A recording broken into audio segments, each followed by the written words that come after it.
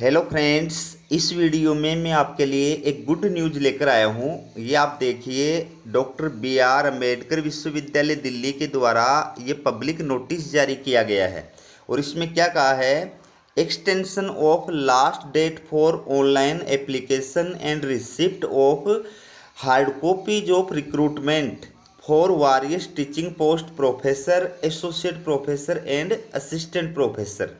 तो दोस्तों, इस यूनिवर्सिटी के द्वारा जो प्रोफेसर, एसोसिएट प्रोफेसर और असिस्टेंट प्रोफेसर की भर्ती का 14 मार्च 2024 को विज्ञापन जारी किया गया था, जिसके अंदर करीब 68 पोस्ट थी।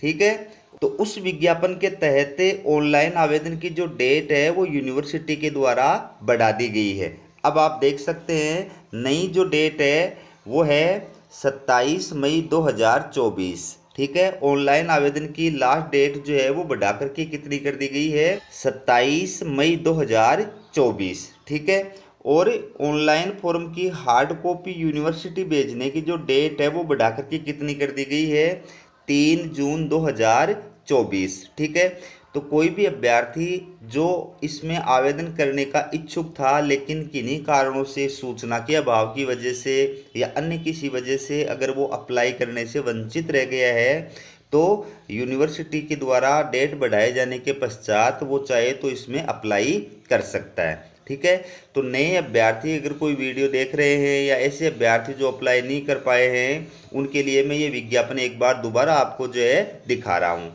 तो दोस्तों, ये आप देख सकते हैं, डॉक्टर बी.आर. अम्बेडकर विश्वविद्यालय दिल्ली के द्वारा ये जो recruitment for various teaching post, ठीक है, अलग अलग विभागों के अंदर अलग अलग पदों के लिए भर्ती का विज्ञापन जो है यूनिवर्सिटी के द्वारा जारी किया गया। तो इसमें आप देख सकते हैं कौन कौन से स्कूल्स हैं, कौन कौन से डिसिप्लिन्स यानी विषय हैं। इसमें प्रोफेसर के लिए, एसोसिएट प्रोफेसर के लिए और असिस्टेंट प्रोफेसर के लिए अलग अलग स्कूल्स या डिपार्टमेंट्स के अंदर कितनी कितने पोस्ट हैं और वो किस किस कैटेगरी के लिए आरक्षित हैं, ये पूरी डिटेल आप अपनी स्क्रीन पर देख सकते हैं। आपको मैं भी बता दूं कि ये पोस्ट जो है ये परमानेंट पोस्ट है।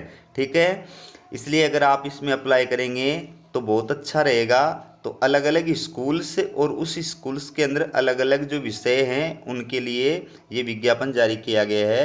तो इसमें आप देख सकते हैं, पूरा डिटेल आपके सामने है। इसमें प्रोफेसर की 18 पोस्ट हैं, एसोसिएट प्रोफेसर की 24 पोस्ट हैं और असिस्टेंट प्रोफेसर की 25 पोस्ट है। ठीक है, तो ये इसका पे लेवल है। ये आप देखिए, प्रोफेसर जो है इसका पे लेवल जो है वो है, ये आपके सामने पे स्केल ये आपके सामने है। ये एसोसिएट प्रोफेसर का पे लेवल और पे स्केल है, और ये असिस्टेंट प्रोफेसर का पे लेवल और पे स्केल है। ठीक है, अब बात करें इसके अंदर क्वालिफिकेशन की, तो यूनिवर्सिटी के द्वारा अलग अलग जो डिपार्टमेंट या अलग अलग जो स्कूल्स है उसमें प्रोफेसर के लिए और एसोसिएट प्रोफेसर और असिस्टेंट प्रोफेसर के लिए अलग अलग जो है विषय के अकॉर्डिंग योग्यता बताई गई है। लेकिन मैं आपको जो है कंबाइंड योग्यता एक साथ बता दूंगा। ठीक है, एक बार आप विषयवार जो है क्वालिफिकेशन इसमें देख सकते हैं। ठीक है, तो इसमें कोई भी अभ्यर्थी अगर अप्लाई करना चाहता है, तो मैं सबसे पहले बताता हूँ असिस्टेंट प्रोफेसर के लिए कौन अभ्यर्थी जो है वो अप्लाई कर सकता है। ठीक है, आपकी स्क्रीन पे भी दिया हुआ है, तो मैं कमांड बता रहा हूँ आपको कि असिस्टेंट प्रोफेसर के लिए वही अभ्यर्थी अप्लाई कर सकता है जिसके पास में वह जिस विषय में अप्लाई कर रहा है उस विषय में या उससे संबद्ध विषय में, रिलेवेंट विषय में 55% मार्क्स के साथ में मास्टर डिग्री हो, पीजी की डिग्री हो। ठीक है, दूसरी बात, इसमें यूजीसी के द्वारा या सीएसआईआर के द्वारा जो राष्ट्रीय पात्रता परीक्षा आयोजित की जाती है नेट, वो क्वालिफाइड होना चाहिए। तीसरी बात, अगर वो नेट क्वालिफाइड नहीं है तो जो स्टेट पात्रता परीक्षा होती है सेट या स्लेट, वह वो क्वालिफाइड होना चाहिए। ठीक है, अब ऐसे अभ्यर्थी जो न नेट क्वालिफाइड है न स्टेट पात्रता परीक्षा सेट या स्लेट क्वालिफाइड है, तो वो पीएचडी बेस पर भी अप्लाई कर सकते हैं। ठीक है, लेकिन पीएचडी की जो डिग्री है उनकी वो यूजीसी रूल्स 2009 या 2016 या फिर उसमें जो समय समय पर संशोधन किए गए हैं उनके अकॉर्डिंग होनी चाहिए।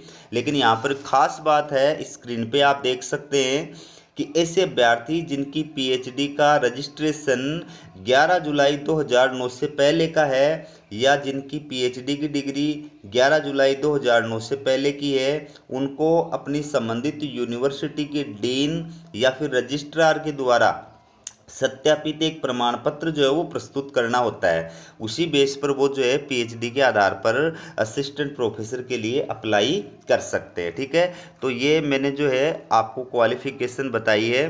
बाकी इसमें कुछ ऐसे विषय भी होते हैं जहाँ पर यूजीसी के द्वारा या सीएसआईआर के द्वारा जो राष्ट्रीय पात्रता परीक्षा होती है नेट, वो आयोजित नहीं कराई जाती है, या फिर उन विषयों में स्टेट पात्रता परीक्षा जो होती है सेट या स्लेट, वो आयोजित नहीं कराई जाती है।